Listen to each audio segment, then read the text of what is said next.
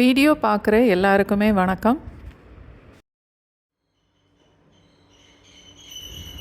Mutton குழம்பை விட நல்ல டேஸ்ட்டாக பச்சை மொச்சையில் ஒரு குழம்பு செய்து பார்க்கலாம். இன்றைக்கி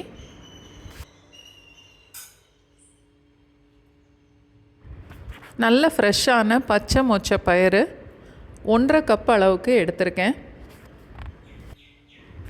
குக்கரில் போட்டு 2-3 கப் அளவுக்கு தண்ணி சேர்த்துட்டு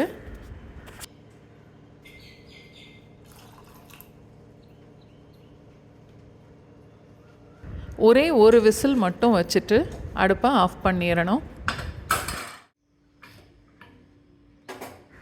இப்போது இது பாதி அளவுக்கு தான் வெந்திருக்கும். இதில் உள்ள தண்ணியை நல்லா வடிச்சிட்டு மொச்சையை மட்டும் எடுத்துக்கணும். குழம்பு தாளிக்கிறதுக்கு 3 டேபிள் ஸ்பூன் அளவுக்கு ஏதாவது ஒரு எண்ணெய் சேர்த்துக்கலாம். 1/2 டீஸ்பூன் கடுகு, 1/4 டீஸ்பூன் வெந்தயம், 1/2 டீஸ்பூன் சோம்பு,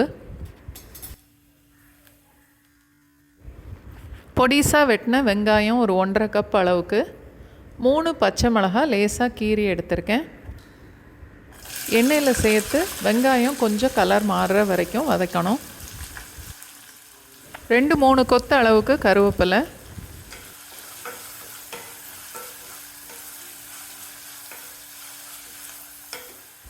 ஒரு கப்பு தேங்காய், 1 டீஸ்பூன் சோம்பு, 7-8 பல்லு பூண்டு, 10-12 சின்ன வெங்காயம் எல்லாத்தையும் மிக்சியில் போட்டு நல்லா நைஸாக அரைச்சி எடுத்துக்கணும்.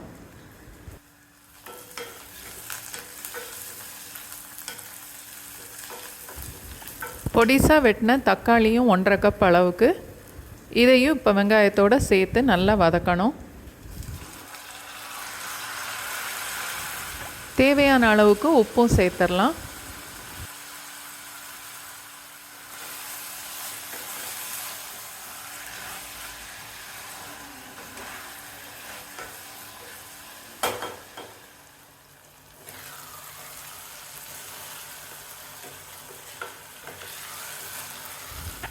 தக்காளியும் வெங்காயமும் இந்த அளவுக்கு வதங்கினதுக்கப்புறம்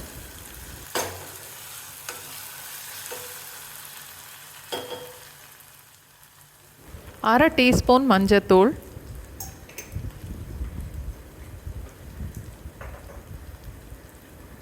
1 டேபிள் ஸ்பூன் மிளகாத்தூள்,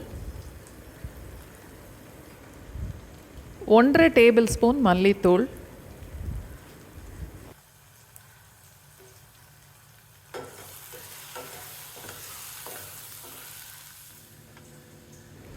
கொஞ்சமாக தண்ணி சேர்த்துட்டு 1 நிமிஷம் வரைக்கும் வதக்கினா போதும்.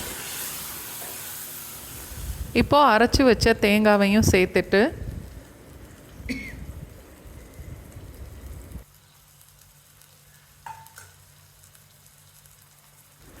அதோட 1 கப் அளவுக்கு தண்ணியும் சேர்க்குறேன்.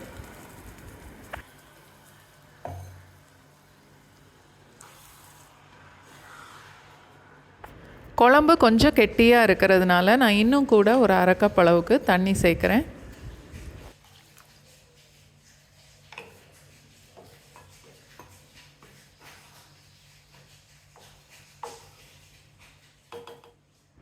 வேக வச்சு வடிகட்டி வச்சுருந்த மொச்சையும் சேர்த்துடலாம்.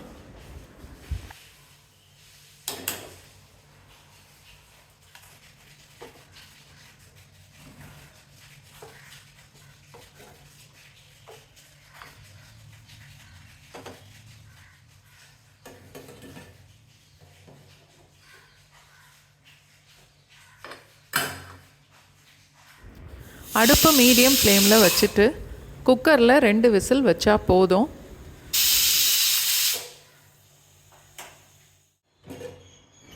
சட்டியில் குழம்ப தாளித்து மூடி போட்டு கொதிக்க விடுறதுக்கு பதிலாக குக்கரில் தாளித்து 2 விசில் வச்சு பாருங்கள். அந்த வாசனையே ரொம்ப நல்லாயிருக்கும். மறுபடியும் கொதிக்க விட தேவையில்லை. மல்லி இலை மட்டும் சேர்த்துட்டா போதும்.